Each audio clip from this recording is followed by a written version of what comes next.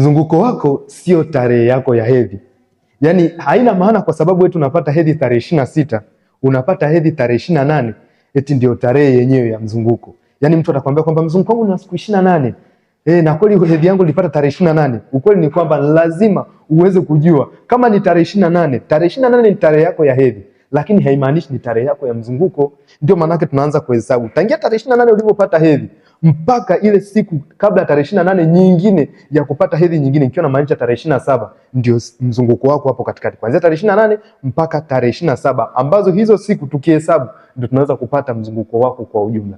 Na ndio maana yake napenda kusema kwamba ndipo nawe katika safari ya kuitwa mama lazima uweze kujua kuhesabu mzunguko, kwa sababu kama upo kwenye uhitaji wa mtoto hakuna namna utakayoweza kulenga siku za hatari uweze kufanikiwa. Kwa hiyo ukiwa na kalili kwamba siku zangu ni siku 28, kumbe ile 28 unamaanisha tarehe ya kupata hedhi, hii sio kweli na itaendelea kukuchelewesha. Na ndio maana naposema kwamba ni program ambayo inawasaidia akina mama, huwa tunasimama kwenye misingi ya kujua mzunguko wako ili uweze kupata mwongozo mwingine ikiwa hauna changamoto nyingine ya uzazi.